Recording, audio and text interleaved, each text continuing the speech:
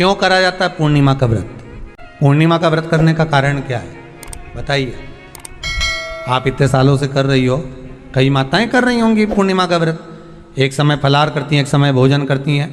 भोजन में खीर का होना जरूरी होता है पूर्णिमा के व्रत में। दूध की सामग्री होना जरूरी होती है पूर्णिमा के व्रत में।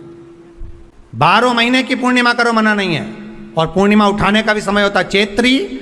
चैत्र के महीने की जो पूर्णिमा होती है, चैत्री पूर्णिमा पहली पूर्णिमा मानी जाती है, इसलिए चैत्री पूर्णिमा को सिद्ध पूर्णिमा कहते हैं, कार्य सिद्धात्री पूर्णिमा कहते हैं, सिद्ध करने वाले। मनोरथी पूर्णिमा कहते हैं, मनोरथी पूर्णिमा। इसलिए पूर्णिमा का व्रत कहाँ से उठाया जाता है?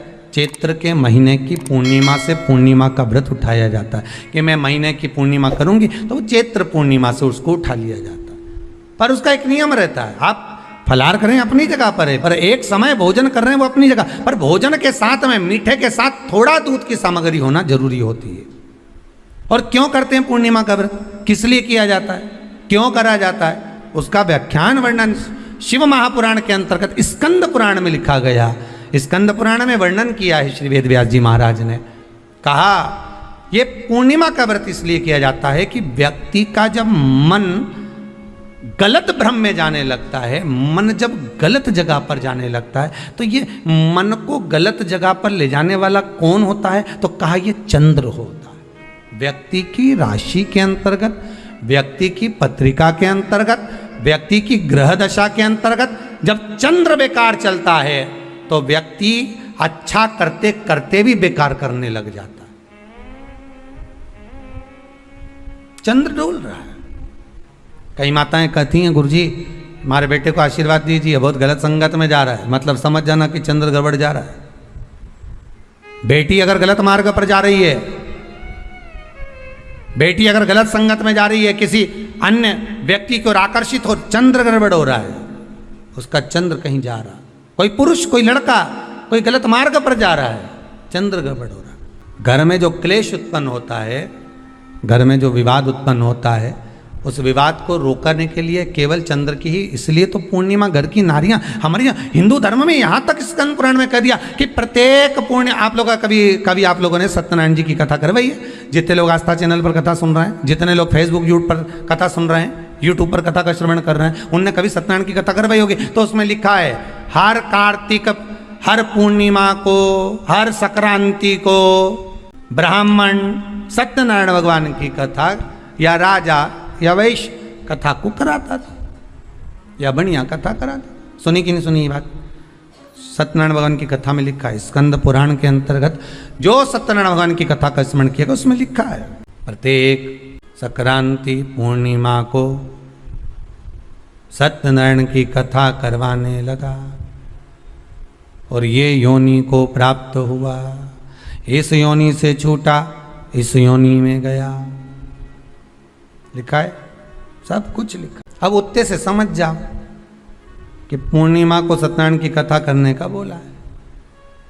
तो पूर्णिमा को सत्यनारायण की कथा का क्यों बोला? वैसे तो रोज कराओ सत्यनारायण जी की कथा, प्रतिदिन कराओ, मना नहीं है। आप क्या कोई विशेष फंक्शन है आप सत्यनारायण जी की कथा करवा, पर पूर्णिमा संक्रांति को और संक्रांति को पूर्णिमा को सत्यनारायण की कथा का स्मरण क्यों करवाया गया? क्योंकि पूर्णिमा के दिन अगर ये भगवान का व्रत रख लेगी, पूर्णिमा के दिन अगर ये खीर का प्रसाद बना लेगी, थोड़ा सा दूध की कोई सामग्री बना लेगी और भगवान को भोग लगा देगी, भले सत्यनारायण भगवान के भाव से बनाए, भले सत्यनारायण जी के निमित्तार्थ बना, पर अगर इसने सत्यनारायण भगवान के निमित्त से बना, पर पूर्णिमा के दिन अगर ये व्रत रखेगी, उपास रखेगी या कोई सामग्री बनाकर भगवान की पूजन कर लेगी, तो इसके घर में जो अशांति है वो शांति में बदल जाएगी। इसलिए कई घरों में आज भी सत्यनारायण भगवान की पूजन हर पूर्णिमा को करती है। माता किताब लेके बैठ जाती है, तुरंत उन्हें ऑफिस जाना, कहीं काम पे जाना, और तुरंत उसने जल्दी कलश रखा, कलश नहीं भी रखे तो भगवान की पूजन कर के ब्राह्मण देवता को बुला लेगी। ब्राह्मण नहीं आएंगे तो खुद कर लेगी, पर करती जरूर है। इतना सा आटा सेक लेगी, पंजेरी बनाई, सीरा बनाई, मिठाई रख दो, कुछ भी करेगी, पर सत्यनारायण की कथा कर ले। उसका मन लग गया उसमें, मतलब पूर्णिमा को करना है। उसको करने से क्या होता है? शांति रहती है। कहते हैं पूरे जीवन में मनुष्य के शरीर में यदि 1 मिनट का भी शिव नाम हमारी जिह्वा पर आ जाता है तो हमारा संपूर्ण जन्म जो हमने मानव देह का लिया वो पूरा कृतार्थमय हो जाता है, धन्य हो जाता है। एक मनुष्य ऐसा है जो पैसे वाले को ढूंढता है, केवल एक मानव जो पैसे वाले को ढूंढता है, बाकी का ना कोई पशु, ना पक्षी, ना जानवर, ना कोई जीव, ना कोई जलचर, ना कोई थलचर, कोई ऐसा नहीं है जो पैसे वाले को ढूंढता हो। पशु भी ढूंढेगा तो प्यार करने वाले को ढूंढेगा, पक्षी भी ढूंढेगा तो प्यार करने वाले को ढूंढेगा, जानवर भी अगर ढूंढेगा तो प्यार करने वाले को ढूंढेगा, मानव धन वाले को ढूंढेगा, पर जानवर पशु पक्षी कभी पैसे वाले को नहीं ढूंढता। जानवर पशु पक्षी ये सब प्यार करने वाले को ढूंढते हैं कि हमें स्नेह कौन करे। एक क्षण का यदि प्रेम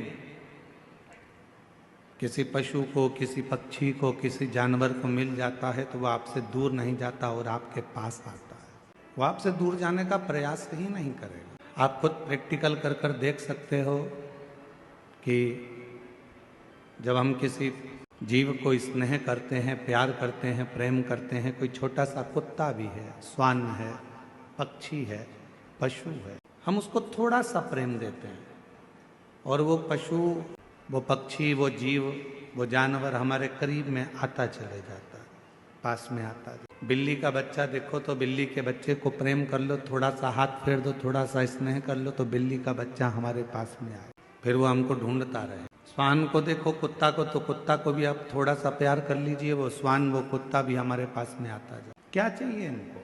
केवल प्रेम, केवल प्यार, केवल स्नेह, केवल तुम्हारा समर्पण, केवल तुम्हारा स्नेह उस जीव को चाहिए, उस पशु को चाहिए, उस पक्षी को चाहिए, केवल प्रेम। और वो प्रेम के बल पर आपके प्रति इतना समर्पित हो जाता है, प्रेम के बल पर वो आपके प्रति इतना समर्पण धारण कर लेता है कि फिर आपको दुखी नहीं दे। मनुष्य धन के पीछे भाग रहा है, मनुष्य पैसे वाले को ढूंढ रहा है और पशु पक्षी जीव जंतु प्यार को ढूंढ रहे हैं। शिव महापुराण की कथा कहती है, भगवान देवाधिदेव महादेव का चरित्र कहता है, यदि इस पूरे संसार सागर में, पूरे संसार सागर में यदि प्रेम के बल पर अगर प्रेम मिल रहा है तो समझ लेना कि तुम जिंदगी के सबसे ज्यादा किस्मत वाले व्यक्ति हो जिसको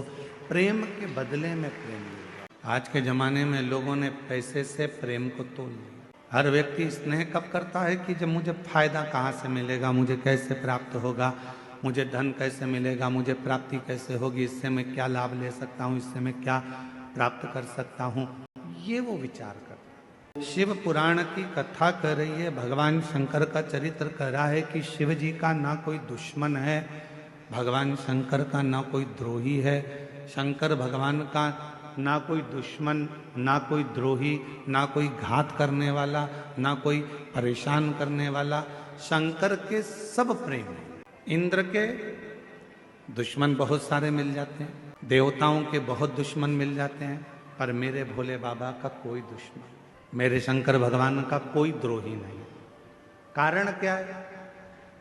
33 कोटि देवता में केवल एक देवता ऐसे हैं, वो देव अधिदेव महादेव ऐसे हैं जो पशु से भी प्रेम करते हैं, पक्षी से भी प्रेम करते हैं, जीव जंतु से भी प्रेम करते हैं, भूतों से भी प्रेम करते हैं, प्रेतों से भी प्रेम करते हैं, और चाहे वो डाकनी हो, पिशाचनी हो, भूत हो, चुड़ैल हो, कोई भी हो, मेरे शिव को मतलब नहीं है कि ये क्या है, मेरे भोले बाबा को मतलब नहीं है कि ये कौन है, मेरे भोले बाबा को तो केवल ये मालूम है कि ये मेरा है, मैंने संसार में जन्म दिया है, अगर ये संसार सागर में पैदा हुआ है, अगर ये संसार सागर में जन्म लिया है, अगर ये संसार सागर में आया है तो ये मेरा अपना, ये मेरा है, फिर इसमें कोई भेद नहीं है, ये मेरा अपना है और मैं इसका, इसमें कोई भेद नहीं।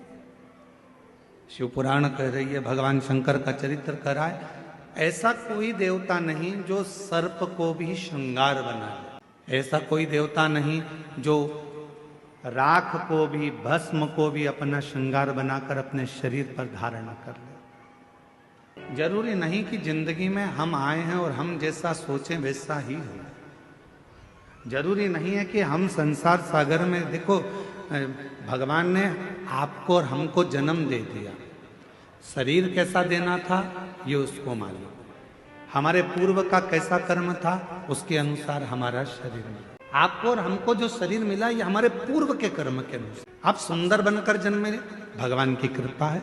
आपके हाथ भगवान ने दिया, भगवान की कृपा है। आपके पांव भगवान ने दिया, भगवान की कृपा है। नेत्र दिए, भगवान की कृपा है। जिह्वा दी, वाणी दी, भगवान की कृपा है। श्रवण शक्ति दी, भगवान की कृपा है। बुद्धि दी, भगवान की कृपा है। शरीर कैसा देना था ये परमात्मा ने हमारे पूर्व का स्मरण कर कर, पूर्व के खातों को देखकर तब भगवान ने हमको दिया। यहां जितने लोग बैठे हैं, अगर आप में से किसी ने लोन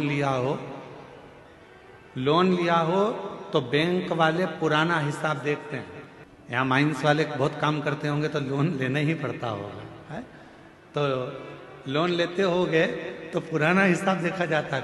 पहले लिया था, जमा करा कि नहीं करा, इतना पैसा लिया था, उस बैंक से उठाया था, भले तुम दूसरी बैंक से लो लोन, पर वो पूरी बैंक को टटोली जाती है कि इसने पैसा जमा करा कि नहीं करा, इसने जमा किया कि नहीं किया। बस जैसे बैंक का लोन देने वाला पुराना हिसाब देखता है, उसी तरह हमको जन्म देने वाला भी हमारा पुराना हिसाब देखता है। पुराना हिसाब क्या करा संसार सागर में जाकर, किसी भूखे को भोजन कराया, प्यासे को पानी पिलाया, भगवान का मंत्र जाप किया, नाम जाप किया, किसी को सहायता प्रदान करी, किसी को शिक्षा प्रदान करी, किसी को चिकित्सा प्रदान करी। वो पुराना हिसाब देखता है और पुराना हिसाब देखने के बाद हमारा शरीर देता है। हमारे शरीर में कोई भी थोड़ी सी भी कमी रखता है, समझ लेना हमारा पूर्व का दिया हुआ है। महाराज कुछ हमने श्रेष्ठ ना करा हो। धृतराष्ट्र नेत्र नहीं है। एक बार भगवान द्वारकानाथ से धृतराष्ट्र ने पूछ लिया, क्या बता सकते हो कि मेरे नेत्र क्यों नहीं है? मैं इतना सुंदर जन्मा, मैं इतने बड़े राज्य का राजा बना, मैं इतना बड़ा नरेश बना, मैं इस हस्तिनापुर का राज सिंहासन संभाल रहा हूं और मेरे नेत्र नहीं है। आप बता सकते हो कि मेरी किस्मत ऐसी क्यों लिखी?